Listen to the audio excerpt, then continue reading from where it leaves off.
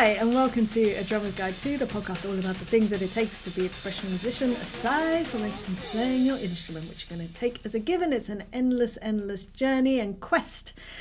And we're all on our own little one, but sort of in tandem with each other, which is nice. So we can all feel a little bit more connected. It's good.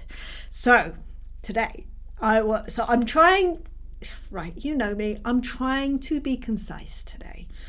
And in the vein of looking at connection and the quickest way to ruin connection, I want to talk about perfection. And it's not just because it rhymes, but because, yes, I do believe that connection within music and life comes with imperfection. And I've lived this, but I just wanted to address basically, and again, this is me trying to be all light together.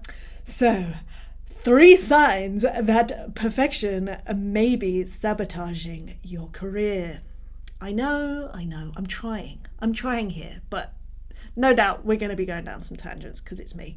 But we'll see how we get on. So here are some kind of key signs that, for me at least, this is just my experience, and I'm sure that you'll have your own experiences where you realize that the fear of not being perfect is actually a barrier and stopping you from getting to the next stage in your career. Because I often find, and I've found that this when I'm looking retrospectively at my own career, I find it when I'm talking to my students, often there is one very simple action that needs to be taken, but there's a whole bunch of kind of mental barriers, excuses, reasons to not do that one thing, knowing that one thing, although difficult, and you know, if it wasn't difficult everyone would be doing it, then knowing that one action would actually open up the world for them a little bit more, they're not able to take it. It's really interesting. It's fascinating for me from the other side of things, because obviously when you're in your own head and in your own body and in your own life, it's very hard to see the way through, and whereas, you know, me, I get to sit on the outside and go, you do know that probably if you just did that one thing, that is the thing that's going to make the biggest difference for you. And inevitably it sort of is proved time and time again that that one thing opened up everything. It's fantastic. It's like my favorite thing to be able to give to someone, is that sort of insight, because as I say, it's very hard to see things yourself sometimes. I know that it is for me, for sure. I think it's human. But anyway, here are some of my favorite ways that I either have realized that perfection is sort of sabotaging me, or I've seen it in other people, and there's some really obvious ones, and there's some not so obvious. So the first one that I think is very obvious, at least from the outside, and no, let me rephrase. It's not even that it's obvious. I think it's most common, and it's partly because of the accessibility of this. I don't know why I'm trying to be all like cryptic. So the first is knowing that things like social media, for instance, posting on social media in whatever capacity is going to improve your career trajectory. But not doing it, but not posting it, something is stopping you. Something is like, the most common kind of train of thought that I've had, that I see in people that I work with, is that it's not good enough. I'm not good enough. Why would anyone care? All this sort of stuff, like, who am I to be posting on social media? Like, why would I post on social media? You know, and again, like, essentially it comes down to this thing of, I'm not good enough, it's not perfect enough, like, it's not perfect, therefore I'm not going to post it. And I find a lot of people, myself for a very short period of time, I soon got over it because I can't be bothered, but it's this thing of like, it needs to be perfect to be up online. Absolutely not. Like, the whole thing with social media, and it's interesting actually, sorry, speaking of which, my phone is just on, which I'm not happy about. The funny thing with social media is that I don't know whether you remember this, but it used to be called social networking. like the social networks. And in fact, that film about Facebook is called The Social Network. And therefore, it was about making connections with people. And it's changed to become something to be entertained by. I find that fascinating, like personally. I don't know about you, just the shift in narrative of what these platforms are. And for me, I think in the line of work that we are all in or trying to be in or whatever else, I think social networking is a much more appropriate term. And that's not to say that every interaction is about, networking. Networking is such I find it quite gross as a term. What I feel it is more social connecting or connection or whatever. And I think that that's a much more apt way of seeing these platforms. It's about connecting with other people, not entertaining them, not going, look how great I am, sorry, or you are, whatever. Look how great I am, look how amazing I am. It's not about that. I know that it can seem like that because when you look at other people's stuff, you might go, oh my God, look how great they are. And you feel like you have to be at that level of look how great I am to then be able to feel worthy to post online. It's not a thing. Let me tell you, it is not a thing. If you look at it in the lens of the only reason that I am doing this is to connect with other people, it really changes the pressure and the onus on, I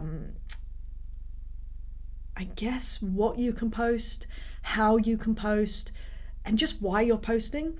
If you see it like networking, and again, I use networking more in this term of connecting with people, creating relationships, starting relationships, nurturing relationships. The only thing that you need to do in order to connect with people is show yourself. And that means being human. Because let me tell you, I came up with this saying. Now, I don't know if I came up with it or if I read it somewhere and I can't remember reading it, but I truly believe that perfection ruins connection, or connection is in the imperfection. Because I'm sure that you've had this experience, I'm sure everyone has, where let's say, okay, I remember distinctly going to I think I might have mentioned this before, and I will not, absolutely will not say who this was, but I went to a drum masterclass once that the person performing, when I tell you, excuse me, oh my gosh, is that karma for saying something bad? I don't know. This person played, and they did not put a foot wrong. They literally, every note, it was note perfect, and it was, I don't want to say boring, but it was boring. And I was just like, they're too perfect. I can't relate to this. However, I can also distinctly remember being at another gig with, and it was, again, you know what, there's no point in saying who it was. Very high level musician, drummer. And they were playing perfectly. They were. And I was like, I was into it, but I was like, okay, perfect, like perfect. All right, cool. Then they made a mistake. And they owned it and they reacted, and everyone in the band reacted in a very light-hearted way. It wasn't heavy, it was just like, bah! And I was like, I love this person. And instantly I was like, I'm a huge fan. Because not only are you not perfect, but I can relate to what just happened, and I can see it and I can feel it, and we're all in it together and we're all having a laugh, and everyone on stage felt connected a little bit more to that drummer felt connected more to the band, and then everyone in the room also felt connected because we were all part of the moment, that human moment of making a mistake. And I love that. So that's why, like, I think that if you take away this idea of perfection when it comes to things like social media, I think there is real power in showing your imperfections, and what to you might be an imperfection might actually be something very either endearing or very relatable for someone else. Like, don't get me wrong, I was just about to say, I'm not perfect. I think I'm not perfect, right? And sometimes I do get in my own head, and sometimes I try to maybe not make things perfect because I don't believe that things can be perfect. But I do get insecure sometimes. Say I'm posting a picture, maybe I do put a little filter on it. I'm talking like a Paris filter. I'm not talking like the Facetune madness, because I want people to actually know what I look like, and this is what I look like, people. But again, I feel like it's things like on this podcast, right? I talk to a lot of people that want to do podcasting or to camera pieces, and they get really, really stuck on I can't remember what the word is. There's a word for the ums and the ahs, the in-between sort of stuff. And they get really, really, they hyper focus on the fact that they say and ah in between words. And they think that makes them imperfect. It makes them, I don't know, look stupid. I'm not actually sure. I should really delve more into why they feel that this is unacceptable to say in between words when they don't know what to say, or they're thinking, or whatever else. And every time they're like, yeah, I shouldn't be doing that. And I'm like, do you mean you shouldn't be being human? And they're like, what? And I'm like, that's the human bit. If you weren't saying ums and ahs, I'd be worried. It would be weird. I'd think you were a robot. And even so, I don't know whether you guys, any of you, have used not just ChatGPT, but there is a setting, I don't know if that's the right word, I don't think it is, where you can talk to it and then it talks to you back. Now, even ChatGPT puts in ums and ahs and little like moments of stuttering and all these sort of human little moments to make it seem more human. Let me tell you, I don't know whether it's because I know consciously this is a bot, this is artificial intelligence, but subconsciously, for sure, those little ums and ahs make me believe that this is a person that I'm talking to. Like, I know intellectually it's not, but it makes it easier and there's less friction of hearing them talk. Do you know what I mean? And it allows information to come into my brain a little bit better. So again, and that's creating that imperfection. So even in AI, they're creating imperfection to make connections with people, to make it seem more human. And again, like I say, it's the same with social media. So if anything, it's one thing, you can post things that are great, whatever, but they don't need to be perfect.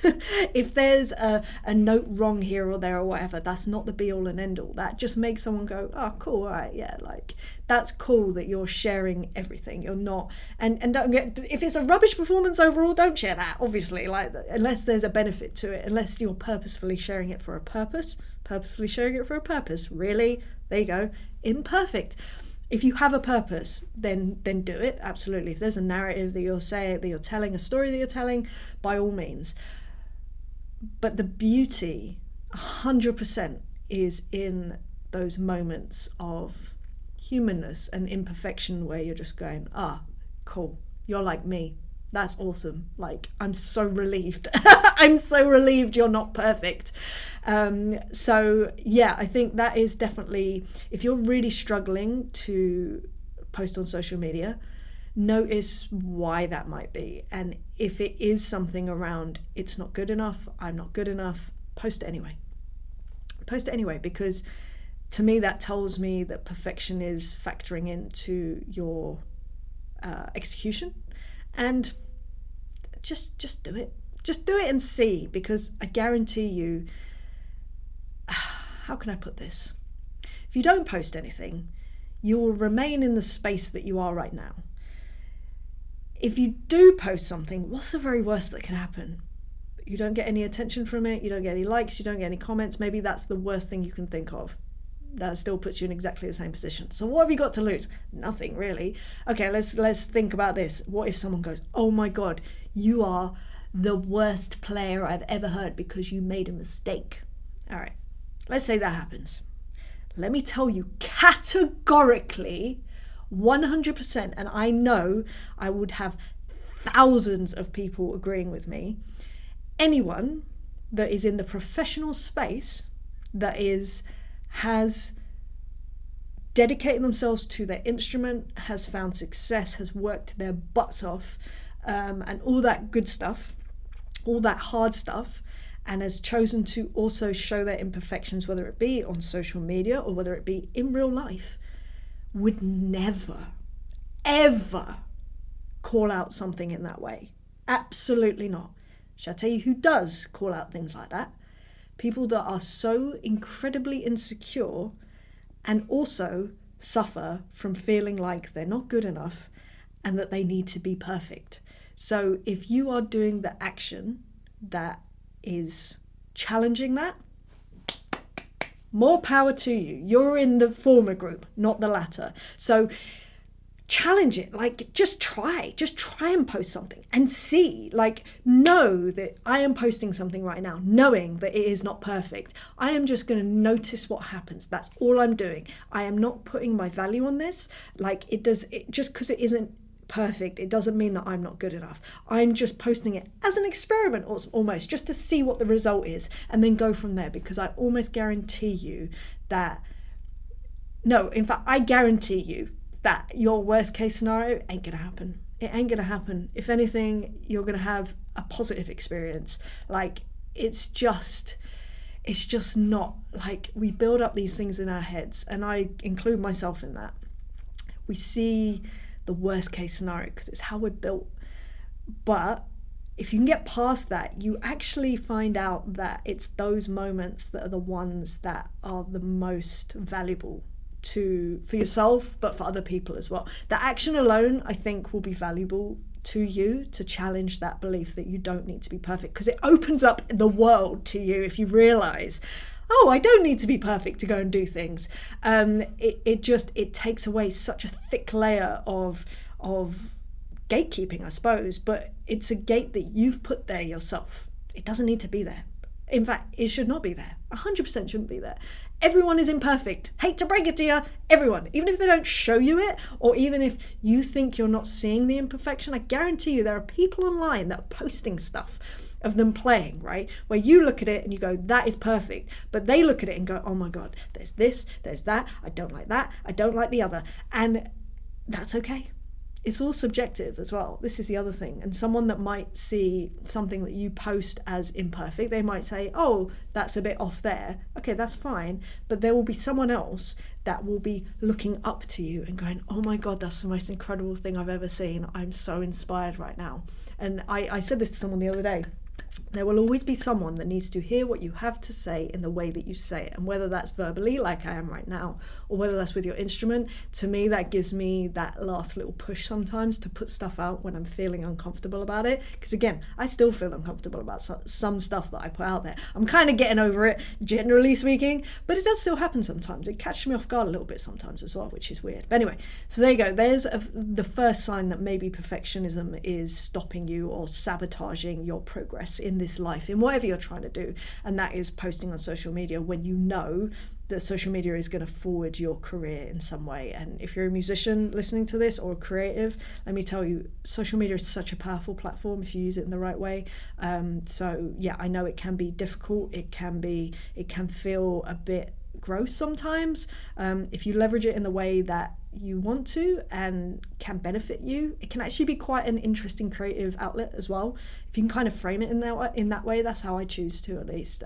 I really enjoy it. I enjoy social media. It's like a puzzle that I get to solve constantly. I really, and also connecting with people. I find it fascinating, the whole social media thing, or social networking thing, or social connection thing. But anyway, so that's the first one.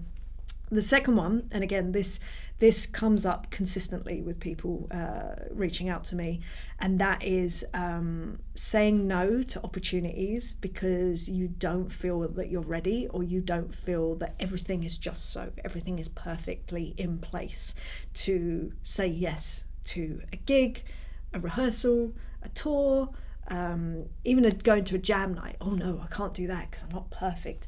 Mate, You're never going to be perfect. Never, ever, ever. I don't think I've ever walked into anything feeling I 100% have this down. And there's a reason for that. It's because we are not an island. There are always going to be, well, you'd hope, there will always be other people involved with any situation. Even if you're doing, say you're doing like a masterclass and it's just you on the stage, or you're a solo artist, that's still not just you. You have an audience there. You have interaction, you know what I mean?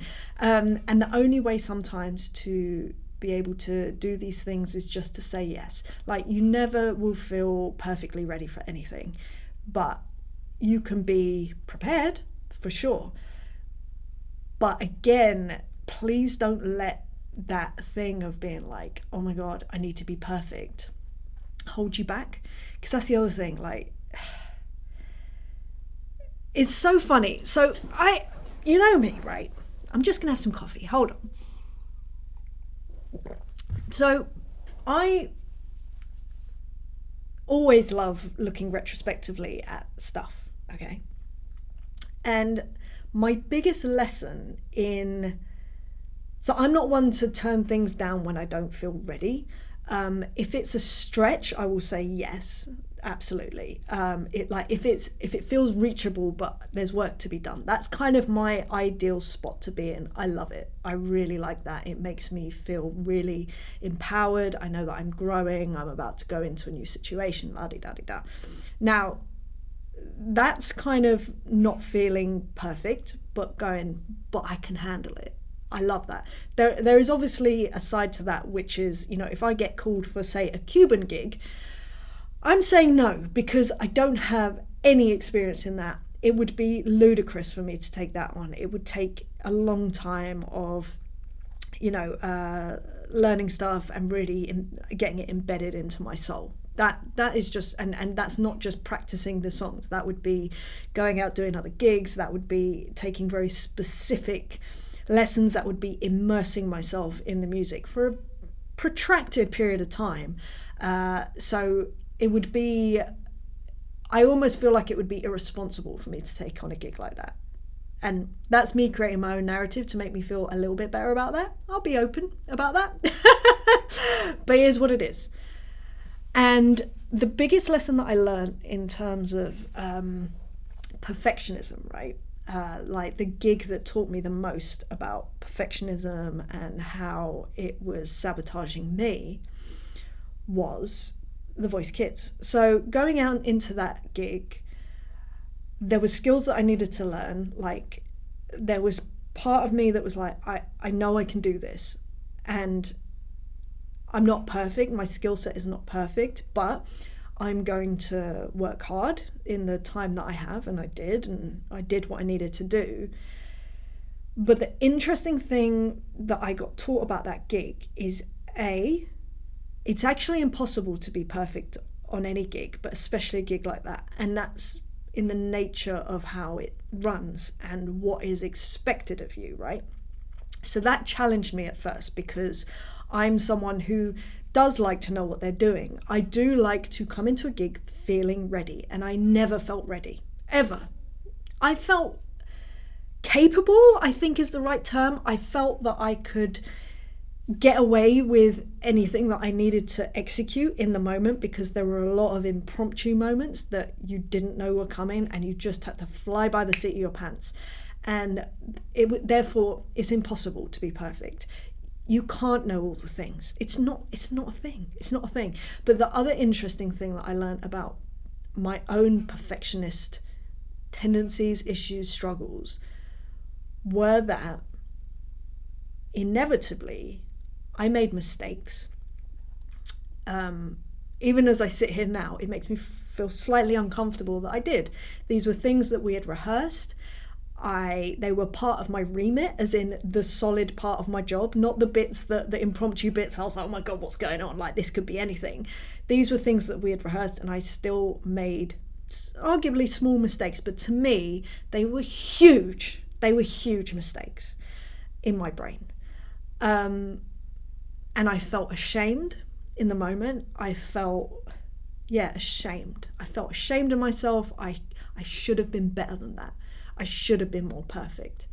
And And that was all happening in the moment as they happened. But after the fact, what actually happened was, instead of what happened in my head, which is that I berated myself for not being perfect, I beat myself down, I beat myself down, and I undermined all the other great stuff that had happened, all the other great performances that I'd done. In that moment, I was dirt. But through being imperfect, what happened was, once the song ended and I owned up to my mistake, because that is what I do. I will always blame myself first. I don't think that's necessarily healthy in a lot of situations, but it is what it is. It's how I choose to deal with things, because I like to take accountability where I can, even if arguably maybe I shouldn't sometimes, but this was 100% me. But when I did, what it was met with was not that same energy of berating me or punishing me or negativity or anything in that realm. What it was met with was, it's all right. Like, I've made loads of mistakes. Don't worry about it. Or, I didn't hear anything. It sounded great to me. I just thought you did something different. It was this kindness and gentleness and, oh yeah, me too. Like, it was very much, it created an unexpected connection with the other people in that band. And what that allowed me to do then is notice that actually other people were making mistakes too. And yeah, it's not ideal, it's not what we aim for, but it made them human. And in those moments, and again, I mean, they happen so infrequently, I can literally remember all of them, they made me so much more endeared to that person, and just like, it's all right, mate, like, still sounded great. I know it wasn't what you were going for, but like, either it sounded brilliant or it's fine, like, that can be fixed, it's not a problem, like, it's all good, mate, like, we're all good. We're all human. Let's have a laugh about it and move on. And to take away that pressure, I think it made me more tolerant as well of other people. As soon as I stopped expecting perfection from myself, it made me a lot less tense, I think, about situations when, say, for instance, if people, and I've spoken about this before, so if you go back, you will see the difference in my feelings towards this. When, let's say, people rock up to rehearsals and they haven't learned everything. When I do rock up to rehearsals and learn everything. Again, not perfect, but I do literally everything I can to be prepared. And if other people don't conduct themselves in that same way, before, that would physically anger me and frustrate me, and I would act in a way that was very not dismissive, that's the wrong word, but I'd be a little harsh, and I'd be, not outwardly, in a nice passive aggressive way, in a proper English way, bit of passive aggressiveness, or just not really interacting, or being a bit annoyed or whatever else. Whereas now, because I'm not, and it's because that was how I was treating myself. It was actually nothing to do with them. It was more how I was holding myself prisoner to the idea that if I wasn't perfect, I wasn't worthy. I didn't deserve it. I didn't deserve to be there. And therefore, if other people weren't acting in that way, well, why do they get to be here and they don't need to be perfect? That's essentially what was happening in my brain. I didn't realise it at the time. That's what was happening in my brain. And it was much more a reflection on my relationship with myself. But now that I've kind of not given up perfectionism, because I still struggle with it, but once I sort of realised that, it's just made everything a lot more fluid, flexible. I can be more in the moment. I can enjoy those human moments with other people, with myself, in the situation. It's made life a lot more fulfilling. it still makes for awkward moments, embarrassing moments. I have plenty of them, but they're not that serious. It's not that deep. No one's going to die. It's music at the end of the day. It's life. But this brings me on to another thing, another sort of telltale sign for me personally that I know that perfectionism is sabotaging me. So there's the opportunities and not feeling ready and sort of saying no if you don't feel like you can be perfect for it. But then for me, it manifests in a way that on a gig, and I mean either physically during the gig or, as I say, in rehearsals or on tour or whatever, I can feel physical tension in my body, and like feeling like stressed when I'm playing. And it's because, you know, maybe I made a mistake and I'm like, oh, in fact, I just mentioned about it. So when I made that mistake on The Voice Kids, again, which it was the first one I'd made and I still remember it and it's awful and I find it difficult, but it is what it is. For the rest of that song, I felt stressed, and there is nothing good can come from tension in your body when you're playing. It makes you less present in the moment. It makes you less easy to lock in with or lock in with other people. Like, there needs to be a warmth and a roundness to playing, I think. At least when I'm playing, that's what I'm aiming for. I'm aiming for me, when I play drums, what I picture, what I envisage is that I am the instrument that gets to put my arms around all the other instruments and just brings them in together in a nice hug and make them feel safe and warm and able to absolutely do whatever they need to do, and they're comfortable, you know. But if I'm tense, I'm like, you know, I'm strangling these people. I am like, oh, it's awful. So we don't need that. We absolutely don't need that. So yeah, that's how I know that it's kind of manifesting in me. So when I'm on a gig, if I'm feeling tension, I'm like, oh, are we doing the perfectionist thing? Why don't we try being human? Let's go for human, not perfect. So yeah, those are the sort of like 3 signs that I know that perfectionism is kind of rearing its ugly head for me. So that is like not posting on social media when maybe I know I should be and it would help me in some way. Like, what is the reason that I'm not posting? Oh, it's because I feel like this thing is imperfect, or that thing is imperfect, or I don't look quite great today, or whatever else. So there's that, or, you know, I don't know. There's any number of things, like so many. Saying no to opportunities because I don't feel like I'm completely 100% perfectly ready for them. And actually, it's when I don't feel ready that I get the most growth. That's what I've realised. And then the third thing is actually on a gig when I'm feeling physical tension. Again, that can be on stage or off stage. Because sometimes when I'm on tour in the tour bus, I can feel myself stressed and I'm like, what the hell is going on? And it's because I'm masking. I'm not able to feel I can be my true self with people. It's exhausting as well. Can I just say, absolutely exhausting. But also people can feel it from the other side and they find it very hard to connect with you. So you're not going to develop these deeper relationships with people, which is going to translate on stage as well. Like, it all just works together for me, absolutely.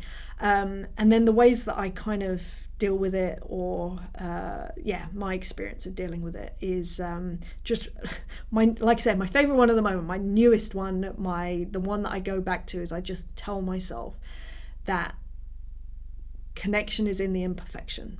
That's it. Connection is in the imperfection, or perfection ruins connection. That's a good one as well.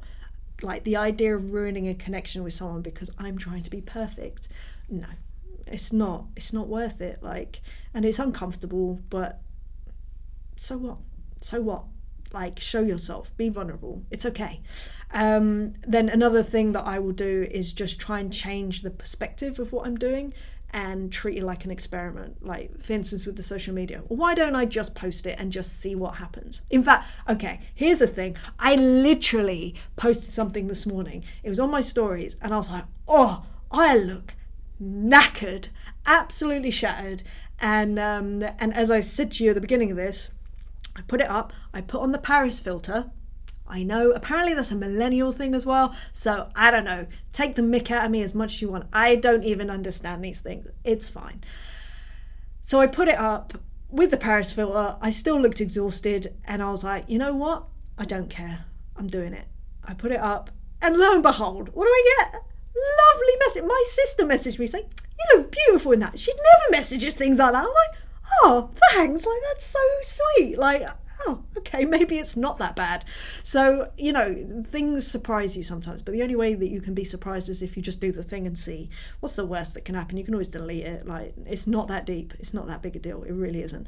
And then the other things that I would say, so when I when I feel that perfectionism side of things happening, when it comes to opportunities, if I'm like, oh my God, I feel really vulnerable, really insecure, I'm not perfect for this, I shouldn't be doing this, I just think, do you know what, I've said yes before and I've navigated it, so let me just do that. Let me just say yes and navigate it, because just by saying yes to something, this is something actually I struggle with a lot in a lot of different scenarios. By saying yes to something, I feel like I've just sort of put on handcuffs and said yes to something for the rest of my life. Like, that is it. I'm bound to it for life, and it's just how I am. I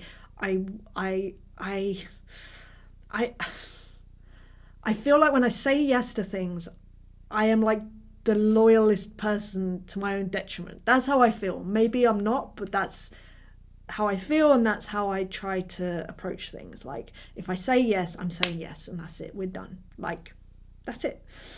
But I need to remind myself that I'm allowed to change my mind. And I say this to you too. So to both of us, you are allowed to change your mind, and you can navigate things. And actually, when you start navigating it, sometimes you surprise yourself with what you're able to accomplish and achieve. I've done that multiple times, so I will say that. But also, just because you said yes today, it doesn't mean that you can change your mind and say no tomorrow.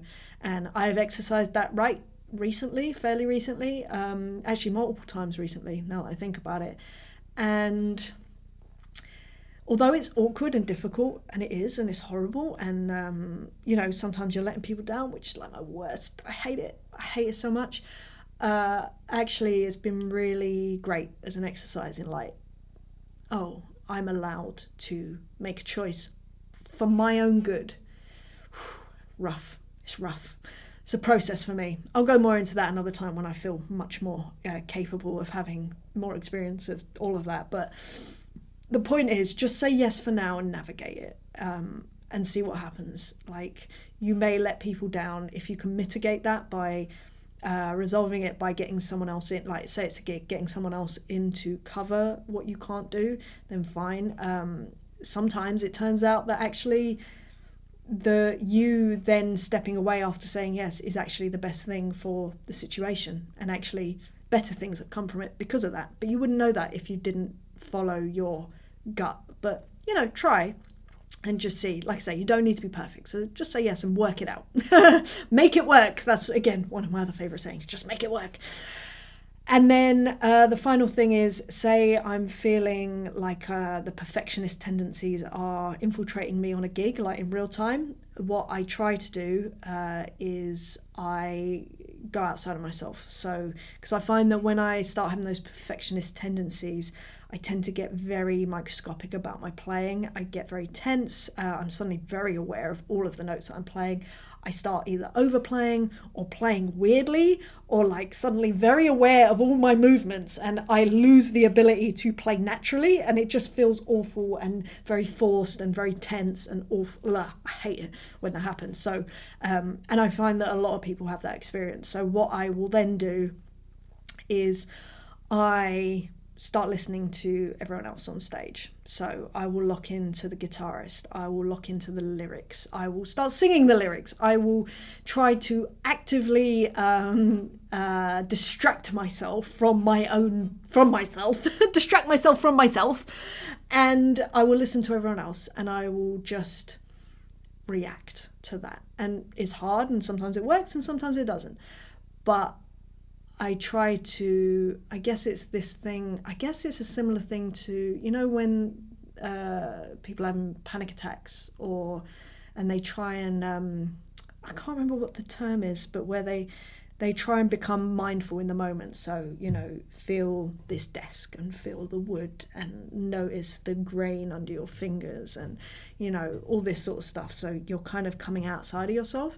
Similar thing. So it's just about listening to everyone else, and you're just enjoying what the bass player is playing. Or maybe you're looking at the audience members and you're watching them having the best time, just look at that, concentrate on something that brings you outside of yourself and stops that anxiety loop that's going on inside of you. Speaking of which, I watched Inside Out 2 the other day. Fantastic film. I think everyone in the world should watch Inside Out and Inside Out 2 just to understand our own minds a bit more, because that character anxiety, hey old friend, that is my oldest friend, and so well represented, should we say. Fantastic. Anyway, I hope that has helped you in some way, sort of like sharing how my perfectionist tendencies tend to present themselves in the moment, sometimes at the moment, sometimes in other people. Because to be fair, the social media one, I'm over that for sure. I got over that a little while ago where I was like, you know what? I don't care. And I think this podcast is kind of a representation of that, because I certainly am not perfect on this podcast. You look at my very first talking to camera videos, I cut out all the ums and the ahs, so I understand that feeling of like how ums and ahs equals imperfection. But now I'm like, ums and ahs equal humanity, or humanness. I don't think humanity is the right word. Anyway, again, see, I don't care. I know that there's at least a few words in every episode that I definitely use that are definitely the wrong, I have the wrong definitions in my head. But so what? Who cares? Like, it's no big deal. It's no big deal. It really isn't. But yeah, if you look at the sort of the evolution even of my talking to video things, going from doing that, and then even the early versions of this podcast, I used to do two angles that I used to cut between, so that if there were any bits that I wasn't happy with, I could cut it out, but then carry on. There are episodes where the camera runs out of battery halfway through, so it's just silly things like that. But you know what? It's fine, and if it allows you to be honest and open and vulnerable with people and create that connection, mate, bring on the imperfection. I'm here for it. Like, for me, one of my earliest episodes on this podcast, what is it called? About Drummer's Guide to Feeling Down, I think it is, where I talk about suffering with depression. That was the most terrifying episode to put out ever, because it was essentially going, hey, not only am I imperfect, like I really struggle, like there is a massive side to my life that I hide from the world, and it was my first time really addressing that and really sharing that and showing it. It took so much courage to put out that episode, and yet it's the one that consistently I get approached about the most, because of that willingness to show the darker side of what I personally have dealt with in the past, still deal with to a degree, in a different way, but in a sort of lesser way. Thank you to therapy and medication. Sertraline is awesome, can I say? Changed my life. That's been, how long has it been that I've been on sertraline? 2.5 years maybe? Something like that. I'm just looking at my windows. I am almost certain that there are like snail trails on my windows, and I'm not happy about it. I've got a real thing about slugs and snails. I don't like them. I actually have a bit of a phobia about them. Anyway, there's a little imperfection thing. Sorry, I don't know why maybe I'm feeling slightly uncomfortable, so I'm trying to distract. But anyway, I'm going to leave that there because this is a long enough episode. But I hope that if you are struggling with perfectionist tendencies, and we all have them, can I just say, that especially as creatives, I don't know why we have a predisposition to wanting to be perfect and be accepted. I think that's what it comes down to. And actually the acceptance is in the humanness, which is in the imperfection. But anyway, I hope this has given you some ideas of ways to sort of challenge it and maybe just try something different and just see, maybe you'll find something that works better and it's easier. Can I tell you, it's so much easier being imperfect, so much more fun, more interesting things happen, more interesting conversations happen. Life is just more rich when you stop trying to be perfect, I think. I feel. That's my experience at least. Anyway, I love you, leave you. I hope you're having a lovely day wherever you are, whatever you're up to. If you'd like to share this podcast, please do with any friends or acquaintances or anything like that. I usually say my thing. Please feel free to like, share and subscribe. Also, if you're listening on a podcast platform, please leave a review. It really helps reach other people and sort of like bring it into the searches and all that sort of stuff. I'd really appreciate it. If you can be bothered, to be honest. But no worries if not. And then if you'd like to support this podcast, you now can on Patreon. You get early access to episodes, which is fun, I guess. I don't know, I guess. And if you'd like to see any other like mini bits of content or come and connect with me, you can do on Instagram if you go to @HeyEmilyDrums, @HeyEmilyDrums. Anyway, I shall see you next week for another episode. I anticipate it'll be a lot shorter, the next one, because it's the fourth one of my batch of 4 for the day. And also, that's been 45 minutes, and another one was 45 minutes as well. So I've been chatting out a lot today. I know I like a chat, but even for me, it's a bit much. Anyway, I'll see you soon. All right. I think I need to rest. All right. I'll speak to you soon. See you later. Bye.